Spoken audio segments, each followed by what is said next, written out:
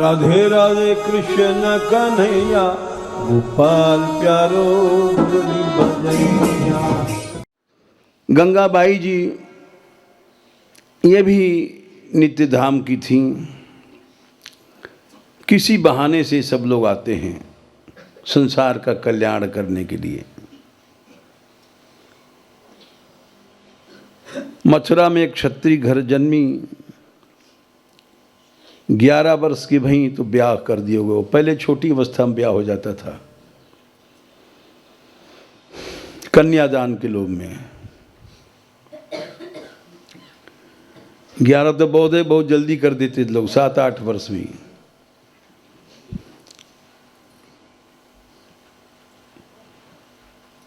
और जो बेटा हो मर जाए।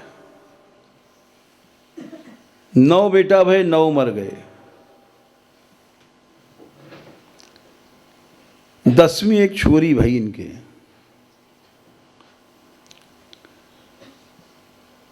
गंगाबाई के पास बहुत गहना हो,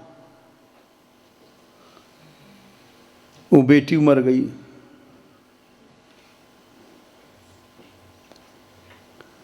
लाखों रुपया का गहना था उस जमाने में।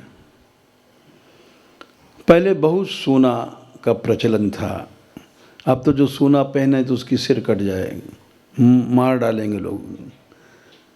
पहले हमने देखा है बहुत सोना लोग पहनते थे, वो एक जमाना था।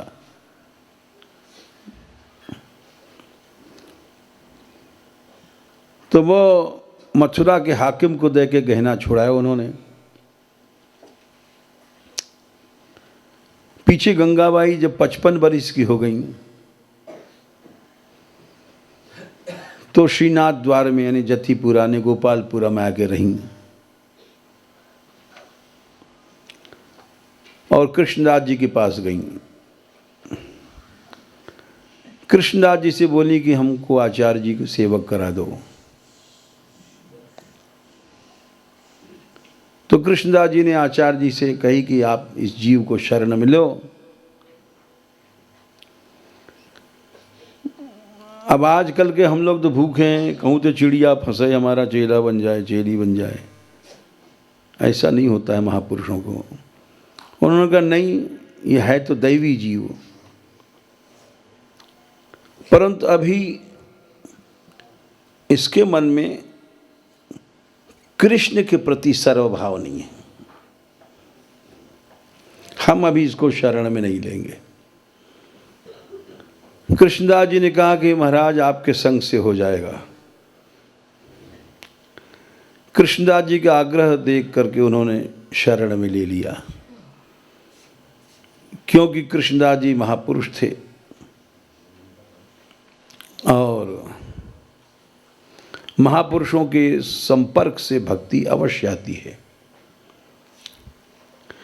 कामी के संपर्क से काम वासना जरूर जगेगी, पेटू के संपर्क से हाँ समझ गए। तो इसीलिए वो चुप रहे। और कृष्णदास जी की विशेष कृपा थी। जब जाते भेंट वेंट लेने के लिए परदेश, तब वो यहाँ विराजती, सब भेंट काम करती। कृष्णदास जी जानते थे कि गंगाबाई चटोरी बहुत है, उनको प्रसाद में बड़ी रुचि थी। तो महापुरुष लोग दया कर देते हैं, वासना भी पूरी कर देते हैं कि जीव किसी तरह से भगवत मार्ग में चलता रहे। तो गंगाबाई की खान पान में प्रीति बहुत थी। तो सुंदर सामग्री जो श्रीनाथ जी की ही, वो प्रसाद दोनों टाइम भेजते, सवेरे भी संध्या भी। सामर्थ्यवान महापुरुषों की जब कृपा हो जाती है तो जो असद आसक्ति सदासक्ति में बदल जाती है। क्योंकि महापुरुष तो असंग होते हैं ना, उनकी असंगता उसको सुधार देती है। असंगो ह्यम पुरुषः, श्रुति में कहा गया। असंग माने जैसे किसी को तुम निकाल रहे हो पानी में से, तो स्वयं उसको लठिया पकड़ा दो और पास में जाओगे तुमसे चिपट जाएगा, तुमको लेकर डूब मरेगा। तो महापुरुष लोग दया करते हैं, प्रेम करते हैं बहुत ज़्यादा, इतना माँ बाप भी नहीं करते, लेकिन असंग होके करते हैं। कई जगह भगवान ने, बड़ी गहरी बात है। तो इसलिए उनकी कमी थी, गंगाबाई जी की पेटुली थी। तो कृष्णदास जी दोनों समय प्रसाद भेजते और श्रीनाथ जी के दर्शन आती तो कराते। धीरे धीरे लिखे गंगा छत्राणी को मन अलौकिक हो गो, भक्त बन गई। तो एक दिन की बात है, श्रीनाथ जी को राजभोग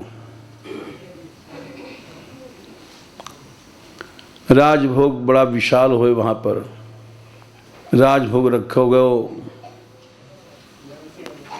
और राजभोग को स्वयं गोसाई जी ने अपने हाथ से रखा, आरोग्यवाया श्रीनाथ जी को। तो जब वो समर्प रहे थे राजभोग, तो सामग्री पर गंगाबाई की दृष्टि पड़ी थी, तो कोई जान नहीं पाया। एक सेवा की परंपरा होती है, सेवा भी बड़े विधान से की जाती है। सेवा में भी सेवा चूकने पर अनेक प्रकार के अपराध लग जाए हैं, सेवा के भी अपराध हुए, अमानिया रख हो जाए, किसी की दृष्टि नहीं पड़े, बोले दृष्टि भोग भी होता है, ये बहुत प्रचलित है। कोई भोजन कर रहे हो, कोई अत्यधिक वासना वाला जीव है तो उसकी नज़र लग जाए तो कोई उल्टी होने लग जाए, दस्तई होने लग जाए, ऐसा संसार में होता है। तो इलाज से ठीक नहीं होता, नज़र वजर राई नौन उतारा, ऐसे इन क्रियाओं से होता है। इसको डॉक्टर नहीं मानते हैं, लेकिन इसका प्रभाव पड़ता है। जब राई नौन आग में छोड़ो तो बड़ी जोर से शब्द करता है, तो इसका माने नज़र लगी है। नज़र ऐसी चीज़ होती है, पत्थर तोड़ देती है। और ये नज़र क्या है? ये वासना पूर्ण दृष्टि का प्रभाव नज़र है।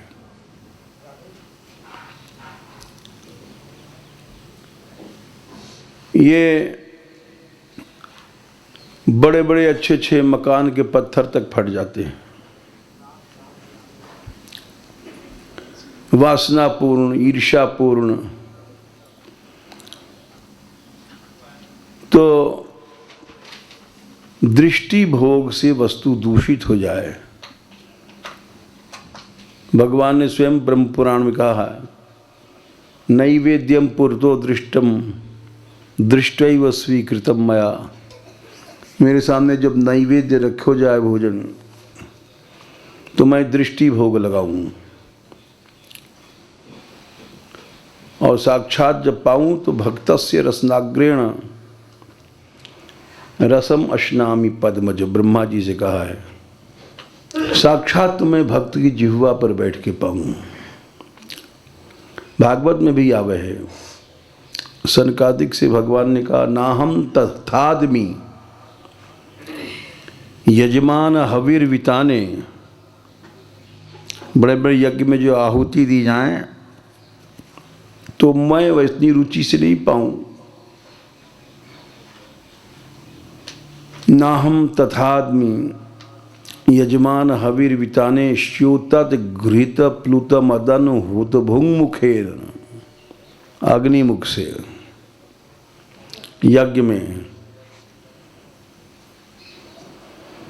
यद ब्राह्मणस्य मुकुतश्चरतोनुघास तुष्टस्य मयि अवहितैर निज कर्म पाकई। जो भक्त ब्राह्मण, वैसे केवल जातिवाद की दृष्टि से नहीं कही है, जो भक्त होए मयि अवहितैर निज कर्म पाकई तुष्टस्य, इतना बड़ा भक्त हो जो अपने सभी कर्मों को समर्पण करके भगवान में असंतुष्ट रहे। जीव के सभी कर्म अपनी इंद्रियों के लिए, अपने इंद्रियानंद के लिए, विषयानंद के लिए, सांसारिक आसक्तियों की तृप्ति के लिए हमारे जैसे लोगों के कर्म होते हैं। हम अपने लिए खाते हैं, अपनी जीभ के लिए खाते हैं। देखना सुनना सब अपने इंद्रियों की तुष्टि के लिए होता है, इसलिए हम ऐसे भक्त नहीं हैं। वैसे भक्त जिनकी हर क्रिया मयि अवाहित कर्म पाकई, सभी कर्मों को हमारे को अर्पित कर देता है, तो उसके मुंह में जब ग्रास जाता है वो साक्षात पाता हूं मैं भक्त के मुख में।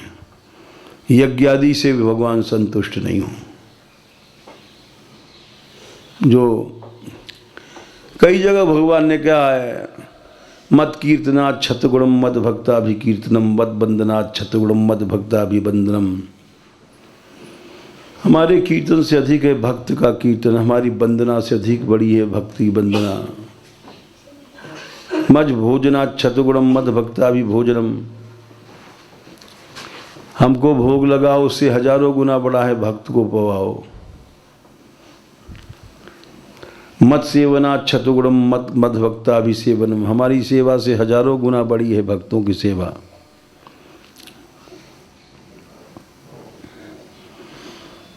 तो इसलिए दृष्टि किसी की नहीं पड़ना चाहिए। वो दृष्टि भोग लग जाता है उसको, इनकी भाषा में कहें छुप गए हो। तो वहाँ कोई वस्तु जब अर्पित की जाए, भोग लगा करके ढक के जाए, पर्दा की हो जाए ताकि कोई की दृष्टि न पड़े।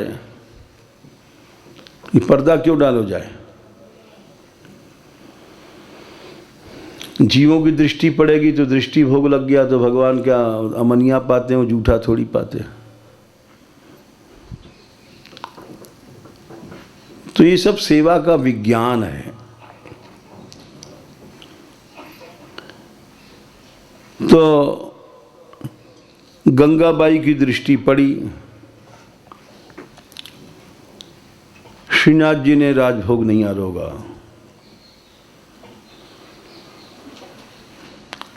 कोई जान नहीं पाया, गोसाई जी ने भोग सुराया, राजभोग की आरती करी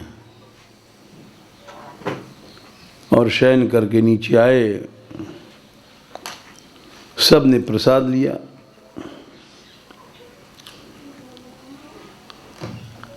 गोसाई जी भी जाकर के लेट गए। श्रीनाथ जी ने एक लात मारा रामदास भीतरिया को, वो सो रहे थे। रामदास जी जागे, देखा श्रीनाथ जी खड़े हैं। साक्षात पहले भगवान भोग आरोगते थे। ये सभी आचार्यों के साथ आवे, उनसे बात करते उनसे। और श्रीनाथ जी बोले कि मैं तो भूखो हूँ। रामदास जी बोले महाराज आपको तो भोग रखोगे हो, ऐसा तो नहीं कि उनका बड़ा विशाल भोग लगता है, जन कितनी मनो सामग्री बनती है।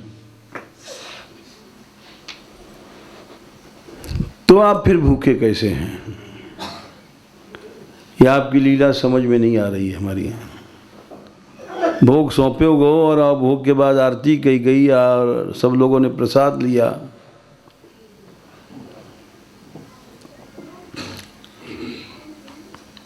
श्रीनाथ जी बोले गंगाबाई की दृष्टि पड़ी ही तो याली मैंने भोजन नहीं किया।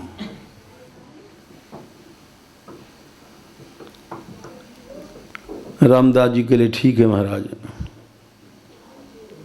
गए और चरण दाब के उनको जगाया और श्री गोसाई जी से बोले कि श्रीनाथ जी भूखे हैं। बोले कैसे? बोले हमसे स्वयं श्रीनाथ जी ने कही है कि मैं भूखा हूँ क्योंकि गंगाबाई की दृष्टि पड़ी ही भोग में। अच्छा अच्छा अच्छा, तुरंत गए, स्नान किया। उधर से रामदास जी सेवा क्रम है, सब शुद्ध होकर के स्नान करके अपरस सपरस। आज कल को दिन हो, ठंड को दिन हो, वहाँ सेवा की पद्धति श्रीमद् भागवत में आवे, तयोर यशोदा रोहिण्यो पुत्रयो पुत्रवत्सले यथा कालम यथा कामम विदधात परिमाशिषः।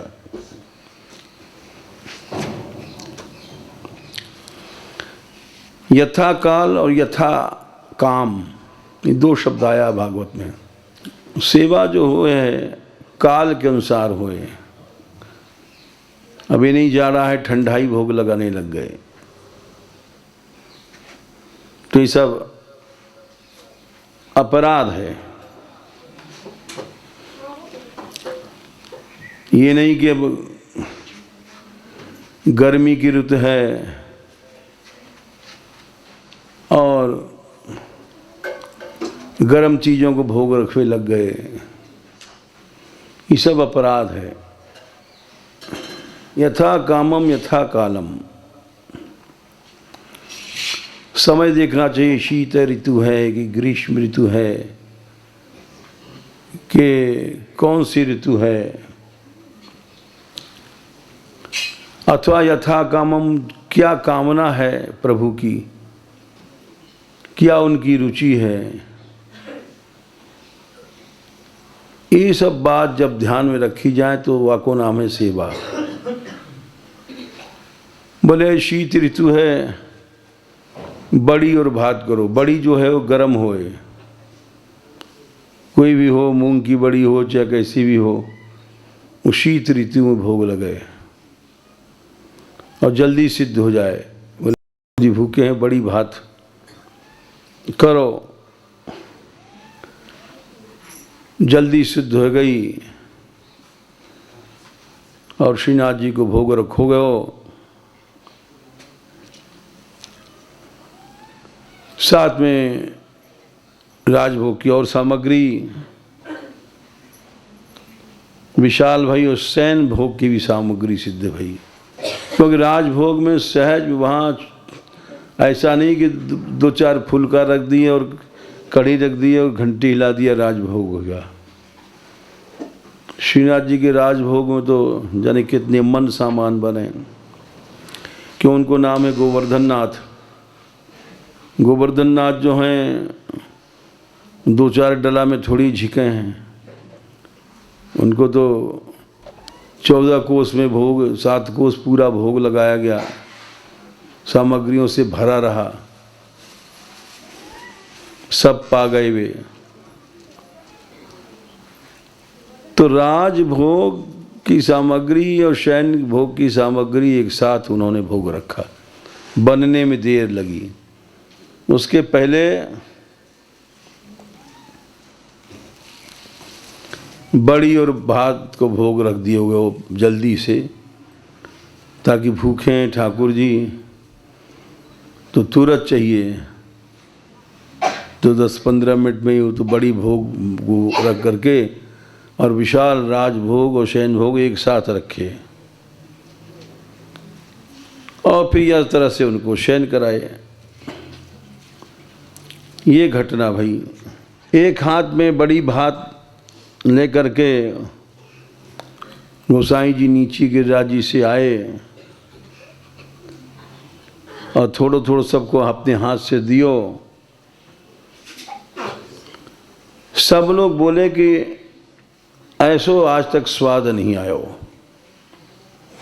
रामदास भितरिया बोले कि क्या कारण है कि सैकड़ों बार बड़ी भात को भोग रखोगे, ऐसो स्वाद आज तक नहीं आया हो। तब तक कृष्णदास जी आ गए। अब वो बात बड़ी लंबी थी, नित्य धाम से चली थी। इस रहस्य को कोई जान नहीं रहा था वहाँ। जब भी तो काम नहीं, बड़ी कठिन लीला है श्रीनाथ जी की, इसको समझना भी बड़ा कठिन है। और जब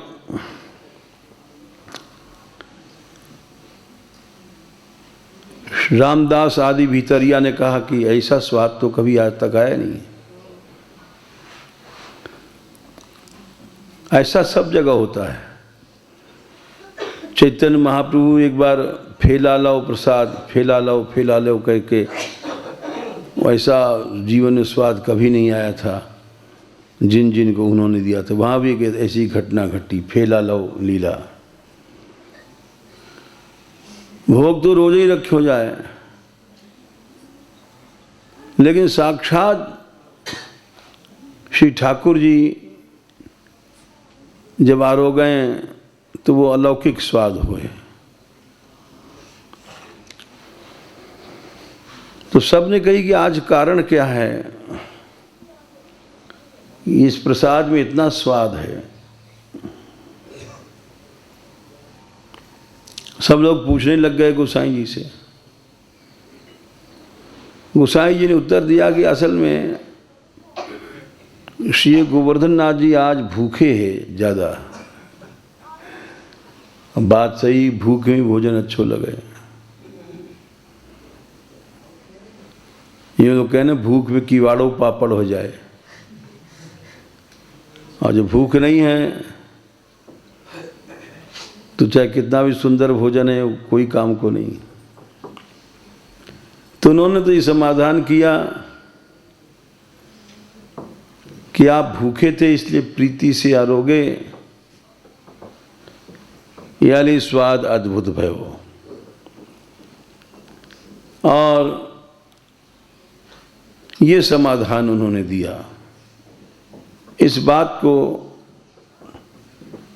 कृष्णदास जी ने काट दिया, क्योंकि ये नित्य धाम से बात चली थी। कृष्णदास जी ने कहा कि आप ही करण हारे हैं, आप ही आरोगन हारे हैं, तो स्वाद क्यों न होए। ये बात कोई समझ नहीं पाया। यही भोग लगा रहे हैं, यही पा रहे हैं, कैसी समझ में नहीं आई बात। तो गोसाई जी ने उत्तर दिया कि तुम्हारे ही कर्म का भोग मैं भोग रहा हूं, तिहारे किए कोई भोगत हूं।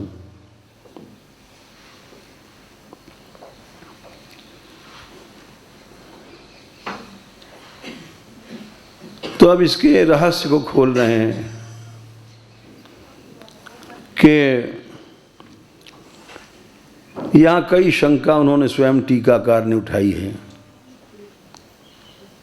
कि श्रीनाथ जी ने भोग आरोग्य नहीं,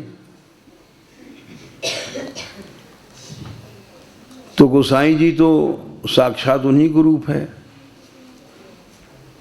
ये नहीं जान पाए, ये क्यों? इन्होंने आचमन कराया, आचमन के बाद मुख पोंछने के लिए सब वस्त्र रखे गए, बीरी और आरोगाई। भोग तो भोग की तरह लीला होए, भोग के बाद आचमन होए, आचमन के बाद फिर मुख पोंछ हो जाए,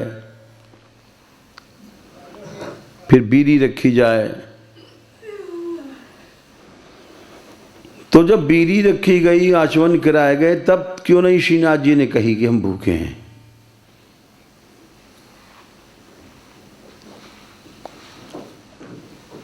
और उन्होंने रामदास भितरिया से क्यों कही ठाकुर जी ने?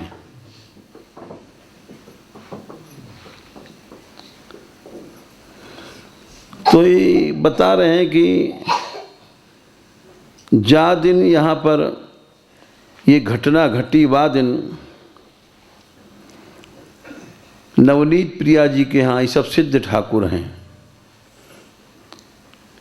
गिरधर जी ने बड़ी और भात को भोग रखे हो। सिद्ध भक्त लोग हैं, इनके भोग को ठाकुर जी अपने आप आरोग हैं। वहाँ मनोरथ कहें कि जैसे हम बंगला बनवा रहे हैं, फूल बंगला, तो कहेंगे उनके यहाँ की भाषा में हमारो फूल बंगला को मनोरथ है, या हमारो आज खीर को मनोरथ है। हमारी इच्छा समझो कि आज ठाकुर जी आज ये वस्तु पावें, तो वहाँ मनोरथ शब्द को प्रयोग किया जाए। तो वहाँ शोभा बेटी जी बड़ी भक्त भई हैं, और उनके मन में आई कि नई सामग्री आज भोग रखी जाए ठाकुर जी को। तो ठाकुर जी जैसे वो ऊंची गांव में जो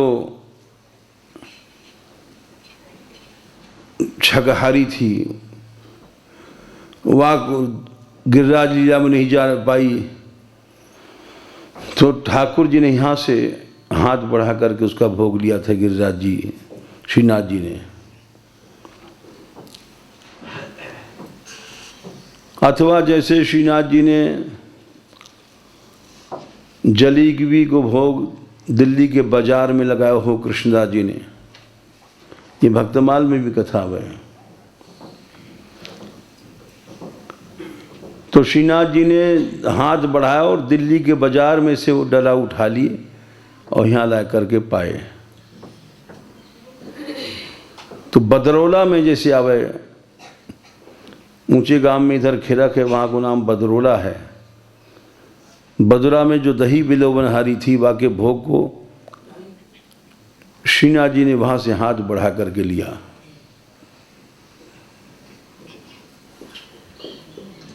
तो ये सब विचित्र खेल हैं जिनको प्राकृत बुद्धि से मनुष्य नहीं समझ सके।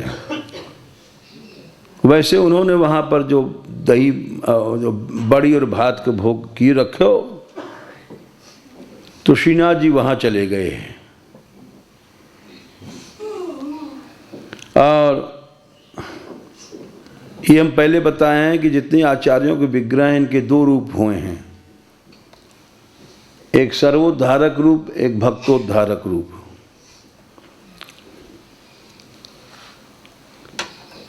अब जो बिहारी जी पहले स्वामी हरिदास जी को दिखाई पड़ते थे, वो हमको तुमको दिखाई नहीं पड़े। हमको तुमको सर्वोद्धारक रूप, जो मूर्ति रूप दिखाई पड़े। सिद्ध भक्तों को सर्वोद्धारक रूप नहीं बल्कि भक्तोद्धारक रूप दिखाई पड़े। साक्षात आवें, साक्षात खेलें, साक्षात बोलें। तो इसलिए वहाँ पर गोवर्धन नाथ जी, श्रीनाथ जी जब वहाँ नवनीत प्रिया जी के यहाँ भोग रखे, तो साक्षात पहुँच करके वहाँ भोग उन्होंने आरोग्यो और सर्वोद्धारक रूप से यहाँ भोग लगता रहा था। तो जब श्रीनाथ जी वहाँ से भोग पा करके आए, तो स्वामिनी जी ने पूछा राधा रानी ने, तुम कहाँ से आए हो? श्रीनाथ जी बोले, मैं गोकुल में जो बड़ी भात को भोग रखोगे मैं वाकु पा के आया हूँ। तो स्वामिनी जी भी बोली, हमारी भी इच्छा है बड़ी भात पावे की। तब श्री जी ने ठाकुर जी से कही कि तुम जा करके रामदास से कहो कि गंगाबाई की दृष्टि पड़ गई है, मैं भूखो हूँ, तो बड़ी भात बनेगो तो मैं हमारे लिए भोग रखो जाएगो। और ये श्री जी ने उनको आज्ञा किया ठाकुर जी को। इसके पीछे एक बहुत बड़ी लीला छिपी है। एक समय लीला में श्री ठाकुर जी बोले ललिता जी से कि मैं तेरे कुंज में आऊंगा। चंद्रावली ने सुनी बात और ठाकुर जी को अपने कुंज में पधरा के 6 महीने तक रोके रखी। ललिता जी से नहीं मिलन दियो। ललिता जी विरह में कृश हो गई, दुबली। किसी ने जाकर के राधा रानी से कहा कि तुम्हारी जो प्यारी ललिता है वाको वाके पास चंद्रावली जी ने जान नहीं दी हो छल से। तो श्री जी तो परम करुणामयी हैं, राधा रानी साक्षात करुणा उन्हीं से प्रकट हुए हैं। जब राधा रानी ने सुनी बात कि हमारी प्रिय सखी ललिता को चंद्रावली जी ने मिलन नहीं दियो, चंद्रावली के कारण हमारी ललिता जी को बड़ा कष्ट भयो, तो उसी समय वो ठाकुर जी से बोली चलो ललिता जी के यहाँ चलेंगे। उनको कौन रोक सके। या लिए ऐसी कथाएं गौड़ेश्वर संप्रदाय में भी हैं कि कई महात्मा ऐसे हो गए सिद्ध जो रीठोरे नहीं गए और वहाँ को प्रसाद नहीं लिया कि चंद्रावली को है। रनवाड़ी में सिद्ध महात्मा भय द्वारका के छाप लगा दिया था, रुक्मिणी जी के परिकर के कारण उनको श्री जी ने ग्रहण नहीं किया तो उनके विरह की अग्नि प्रकट भई। ये सब एक मानवीय बुद्धि से ये सब बातें नहीं समझी जा सकें। ये हर संप्रदाय में है, ऐसा नहीं है कि वो, इसीलिए हम गौड़ी संप्रदाय अन्य सभी संप्रदायों का प्रमाण दे देते हैं, क्योंकि मनुष्य समझ नहीं सके कई कारणों से। एक तो संकीर्णता आ जाती दिमाग में, तो ये सब जगह है। राधा रानी गई ठाकुर जी को साथ लेकर के,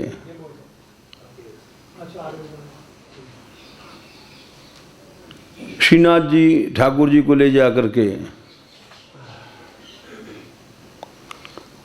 और वो ललिता जी के कुंज में पहुंची। अब श्री राधा रानी निर्णायक जज बनी, क्योंकि ये घटना घटी, मुकदमा आया राधा रानी के पास। और ठाकुर जी से बोली तुमने 6 महीने हमारी सखी को कष्ट दिया, ललिता जी के पास नहीं गए तुम, तो तुमको 6 महीने तक ललिता के अधीन रहना पड़ेगा।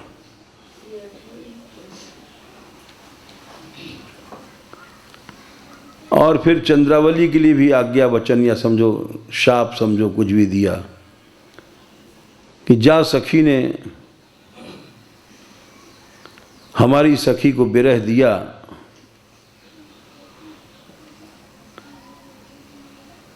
सो 6 महीना तुमको भी तुम्हारे भी दर्शन नहीं पा सकेगी, तुम बात से नहीं मिल पाओगे और हमारी सखी ललिता के अधीन रहोगे। ये कुंज में बात फैली और श्री चंद्रावली जी से जा करके लोगों ने कही कि ऐसी सी बात श्री जी ने आज्ञा दिया है कि जाने हमें हमारी सखी को दुख दियो, 6 महीना वाऊ को वियोग रहे वो, तुमको भी 6 महीने के लिए दर्शन नहीं होंगे, वियोग सहना पड़ेगा।